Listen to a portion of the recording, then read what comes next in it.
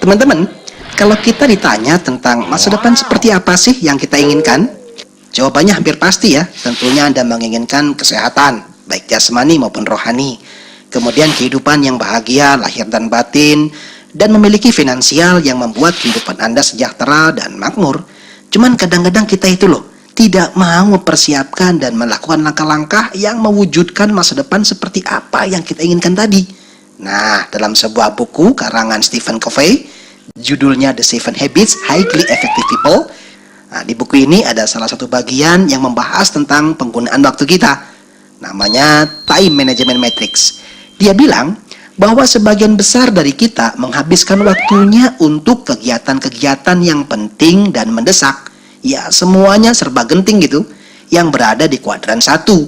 Kegiatan-kegiatan ini membuat kita tergesa-gesa dan stres akibat dari seringnya kita melakukan tindakan-tindakan yang ada di kuadran 3 yang menganggap kegiatan itu harus segera diselesaikan sekarang.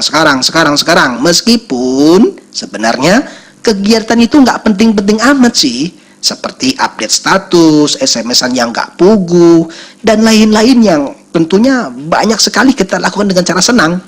Nah, gara-gara banyak kegiatan yang dilakukan di kuadran 1 dan 3 ini, akhirnya kita sering banget stres dan mencari pelarian hiburan dengan cara banyak nonton TV, jalan-jalan yang nggak pugu, chattingan lama-lama di internet, dan ya pokoknya banyak hal deh yang kegiatannya itu buang-buang waktu. Padahal kegiatan itu tidak mendesak dan tidak penting yang berada di kuadran 4. Nah, ini menarik ya teman-teman. Kata Stephen Covey, ada kegiatan yang terkelompok di kuadran 2, di mana kegiatan-kegiatan ini kalau kita lakukan dalam jangka menengah dan jangka panjang akan memberikan hasil yang luar biasa besar.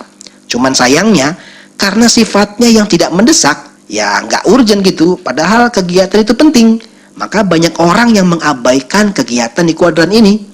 Saya kasih contoh deh, misalnya gini ya, bahwa kita tahu olahraga itu penting, tapi karena sifatnya yang tidak mendesak, artinya kalau nggak olahraga hari ini kan besok nggak meninggal.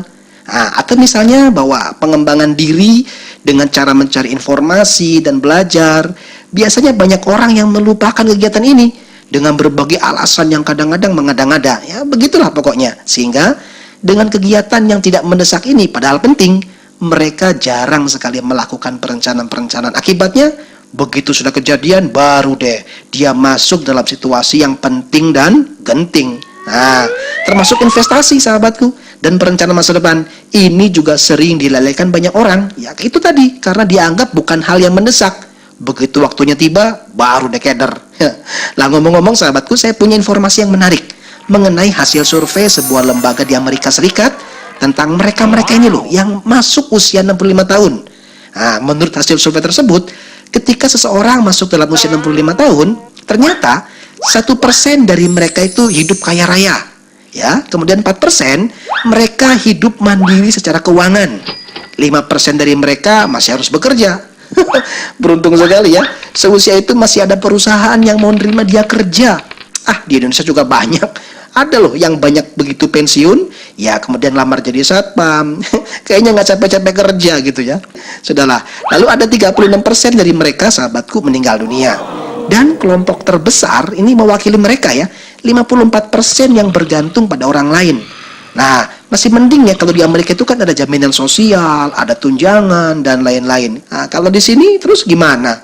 Ya mungkin gara-gara faktor inilah akhirnya banyak orang tua yang mengandalkan hidupnya pada anak-anaknya. Mereka bilang, ayo nak, sekarang giliran kalian yang biayai papa. Dulu kan papa sudah sekolahin. Ada saja. Lalu ada lagi sahabatku, informasi lain. Ini juga menarik loh, bahwa ternyata 9 dari 10 orang yang memasuki usia pensiun di Indonesia, sebetulnya mereka belum siap-siap amat gitu untuk pensiun. Nah, yang lebih menyedihkan lagi, 65% dari mereka ternyata tidak bisa memenuhi kebutuhan sehari-harinya ketika sudah pensiun. Menyedihkan nggak? Kenapa kok begitu? Yaitu karena mereka nggak nyiap-nyiapin sih dari jauh-jauh hari tentang kehidupan yang akan datang. Nah, teman-teman, saya punya cerita lain nih tentang pengalaman saya ya sebagai seorang konsultan bisnis dan trainer tentang investasi dan persiapan pensiun di masa depan. Ternyata cukup banyak orang-orang yang saya temui yang memasuki usia di atas 50 tahun yang bilang sama saya, aduh Bang Hak, Seandainya saya tahu hal-hal seperti ini 10-15 tahun yang lalu, wow, tentunya kehidupan saya pastinya akan lebih bagus dibandingkan dengan keadaan hari ini. Saya bilang sama mereka, maybe yes, maybe no. Ya, bisa iya, bisa juga aku nggak yakin. Mungkin kalau dia dengar 10-15 tahun yang lalu, kemudian dia mau bertindak, saya nggak yakin. Mengapa? Biasanya nih, ketika memiliki sebuah kesempatan, justru kita memiliki banyak alasan-alasan yang menunda kita untuk melakukan tindakan yang berada di kuadran 2 itu. Nah, maksud saya begini, kalau Anda menerima informasi ini ketika masuk di usia 18-24 tahun misalnya, kebanyakan di antara mereka kan masih suka bersenang-senang, sibuk kuliah, atau dia bilang, sorry lah saya belum mikir cari duit, soalnya ada orang tua sih yang ngasih jajan sama dia, iya nggak? Atau jika Anda menerima informasi ini ketika masuk di usia 25-35 tahun, ya tahu sendirilah, seusia segini kan lagi mood-moodnya, lagi semangat-semangatnya kerja untuk biaya rumah tangga yang baru dia bentuk. Katanya dia bilang nantilah 2 tahun lagi. Begitu sudah 2 tahun dia punya anak. Terus kalau sudah punya anak, apalagi semakin nggak mau diganggu. Usia segitu lagi happy-happynya kan sama mobilnya yang baru, sama pekerjaan-pekerjaannya yang makin menumpuk, dan status barunya itu loh. Ya, status barunya di pekerjaan yang membuat dia seolah-olah tidak mau diganggu. Nah, ketika Anda masuk di usia 36 sampai dengan 50 tahun, karir Anda nih sedang menanjak-menanjaknya. Posisi lagi ya masa kejayaan lah gitu, sehingga waktunya sudah mulai tersita banyak lagi. Nah, biasanya nih status sosial mereka membuat egonya setinggi langit. Padahal secara bersamaan mereka juga sedang stres berat loh. Betul, untuk memenuhi kebutuhannya yang semakin tinggi. Misalnya untuk membayar angsuran rumahnya, bayar cicilan mobilnya, biaya anaknya yang harus masuk kuliah, yang biayanya semakin tinggi. So, Anda akan semakin tidak mau mikirin tentang investasi lagi. Soalnya kebutuhannya sudah semakin banyak.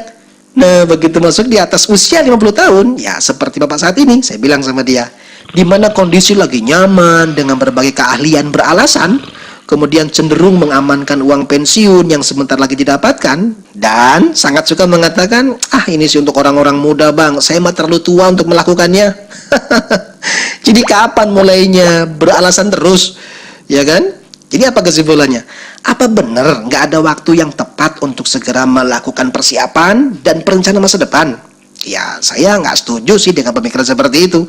Soalnya saya punya banyak teman loh yang berusia 18-24 tahun, 25-35 tahun, 36-50, bahkan ada juga yang di atas 50 tahun. Mereka tetap memutuskan untuk I have to do something now. Saya harus melakukan sekarang atau saya mungkin terlambat. Nah, faktanya bahwa mereka yang berani mempersiapkan masa depannya, hari ini mereka memiliki kehidupan yang jauh lebih baik. Ada yang berani memutuskannya untuk memulai di usia 18-24 tahun, dan sekarang di awal usia 30 tahun, mereka memiliki kehidupan yang luar biasa hebat. Sekali lagi, itu karena mereka memulai mendesain hidupnya saat itu juga.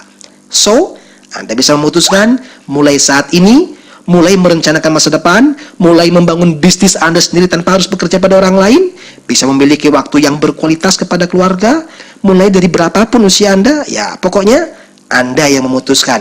Anda lakukan sekarang, atau mungkin Anda terlambat.